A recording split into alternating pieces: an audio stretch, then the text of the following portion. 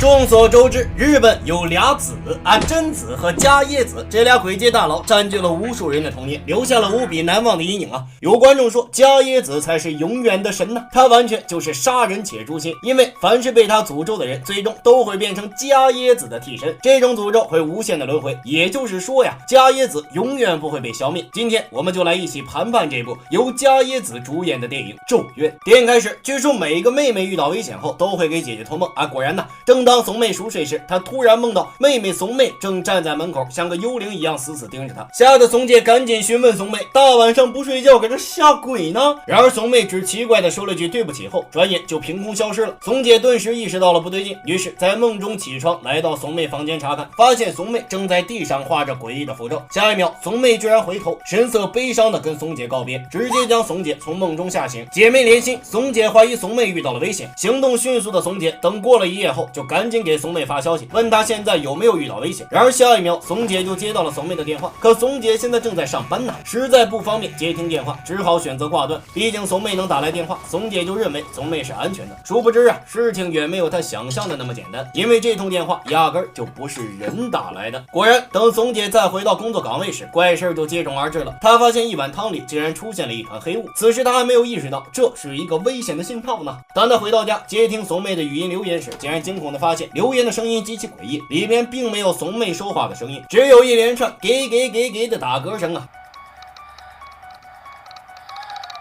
而这个声音根本不是人类能发出的。就在这时，快递员突然敲门，怂姐接过一个神秘的快递包裹，怂姐好奇的打开一看，里边发现竟然是一张怂妹被解雇的通知书。原来怂妹是个小学老师，但工作狂的她却已经有3个月没有上班了。可怂姐对此事竟然毫不知情。紧接着，怂姐在包裹中发现了一个诡异的学生调查表，里边密密麻麻的画满了诅咒。眼前的一幕让怂姐瞬间联想到昨夜在梦里怂妹画的那个符咒，难道怂妹是被神秘力量抓走了吗？吓得怂姐连忙把调查表推到一边，可怂姐躺在床上翻来覆去，再也睡不着了。她不知道怂妹现在是死是活，又或者是已经变成了调调。就在这时，卧室的柜门突然缓缓打开，就在她起身关完柜门，还没来得及躺回床上时，刚刚关上的柜门竟然再次缓缓打开。这时怂姐才意识到不对劲了，她正要去查明情况时，周围突然传来给的打嗝声。她上次听到的时候还是在怂妹的电话留言里。下一秒，一个可爱的调调从柜子里爬着出场了，她就是大名鼎鼎的伽椰子。怂姐被吓得赶紧钻进被窝里，不敢露出半根头发丝啊，还发出了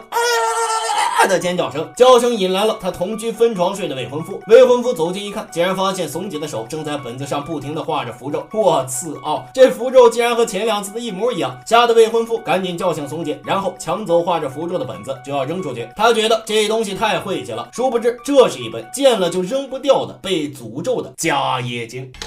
什么样的失踪最神秘呢？那就是被调调绑架。怂姐的妹妹仿佛就是被调调绑架走了。怂姐根据调调留下的线索，来到了调调指定的一栋神秘住宅。然而怂姐在敲门后，竟然无人应答。这时，跟踪怂姐的未婚夫突然发现了端倪，他看到了就在神秘住宅的对面站着一个小女孩，正死死地注视着他们。这说明啊，这栋神秘住宅里面极有可能藏着怂姐的妹妹。未婚夫作为舔狗啊，想帮助怂姐找到怂妹，于是他冒着私闯民宅的风险，闯入了神秘住宅。在这里，他竟然看到了一个中邪的小男孩。未婚夫用力的摇晃对方，可小男孩突然掐住了他的脖子，紧接着未婚夫也掐中了小男孩的脖子，两人就开始互掐了。奈何小孩终究没有成年人的力气大呀，最终小孩不慎被未婚夫掐死，吓得未婚夫赶紧跑回家藏了起来。他无法面对刚才杀人的情景，可就在这时，被他扔掉的那本伽椰经竟然凭空出现在了桌子上。伽椰经是伽椰子下了诅咒的一本书，而伽椰子是全日本的吊钟之王呢。吓得未婚夫拿起伽椰经来到带有灶台的厨房，大火一开，直接将伽椰经送西天见了佛祖了，成为继金刚经、楞严经之后的第26本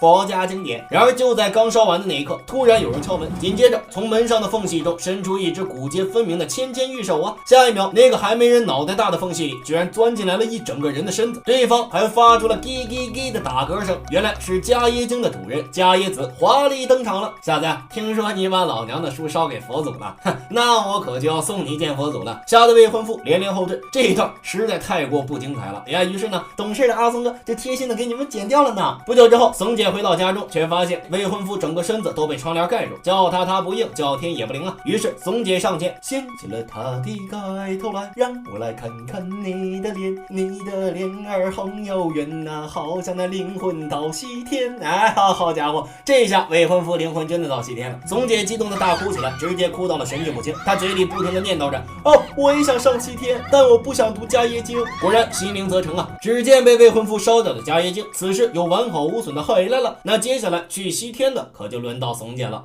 你知道鬼界大佬迦叶子最爱的是什么吗？就是这本迦叶经，它是迦叶子写给自己的人生传记，也是一本看到了就扔不掉的诅咒之书。但凡看到他的人都会变成迦叶子的替身，且诅咒会永无休止的轮回下去。而幸运的松姐不幸成为了被迦叶子选中的幸运儿，她即将要变成调调啦！就在这时，房间里突然传来给的打嗝声啊！直接吓得松姐在地上摩擦。只见迦叶子张着樱桃小口，呲着大白牙，一步一步的向松姐爬来。两人都在爬，看谁爬得快呀！可就在这时，身后竟然传来怂妹的声音。怂妹失踪已久，不知是死是活。此时松姐再次见到怂妹，不知是福还是祸呀！只见怂妹呆滞的说道：咒怨是永远不会停止的，只要接触过的人全部都会死去。怂妹说完，突然开始疯狂的大笑。紧接着，怂妹身后突然伸出数万根蓬松的头发，慢慢的包裹住了怂妹的脸。下一秒，等头发缓缓散开后，再次露出的脸竟然变成了迦叶子。看来怂妹啊已经被迦叶子附身。怂妹直接吓到崩溃，流着泪大声求救：救救我，救救我！影片在怂姐的求救声中正式结束了。这是咒怨系列的终结篇，迦叶子通过不断的附身轮回来确保他的鬼魂永远留存在世间。当初啊，多年不孕的迦叶子求子心切，后来她通过画求子符咒，好不容易得到了一个孩子，但她无法生育的丈夫却认为这个孩子是迦叶子跟别的男人私通所生。于是啊，丈夫一气之下杀死了迦叶子，而迦叶子集万千怨念于一身，最终化身厉鬼。他还下了一个诅咒，只要和他有过接触的人全部撕拉撕拉地。而怂姐的倒霉妹妹却成为了迦叶子儿子的班主任，这就间接跟迦叶子扯上了关系。所以啊，怂妹就遭受了咒怨的影响，最终被害死。怂姐因为一直在查找失踪的怂妹，最后和被迦叶子害死的怂妹产生关联，到最后也落得一个惨死的下场。而未婚夫因为失手掐死了迦叶子的孩子，也导致死亡。原来啊，那栋神秘住宅居然就是迦叶子的家。而住宅对面的小女孩想必是知道迦叶子的所作所为，想阻止未婚夫进去，却出于害怕始终没有说出口。这也说明啊，怂姐他们并不是第一批被迦叶子杀害的人，但也绝对不会是最后一批。只要有人的地方，迦叶子就不会消失。哎呀，当然了，只要导演愿意继续拍，咒怨也永远拍不完呐。但是由于它实在太过恐怖，甚至被直接禁播，没有了观看人群，导演自然也就不拍了。咒怨系列告诉我们呢，千万不要冤枉他人。迦叶子就是因为枉死才产生了极大的怨气。有的时候啊，你看到的不一定是事实，你知道的呢，也不一定是真相。跟着阿松走鬼步，也一点不恐怖。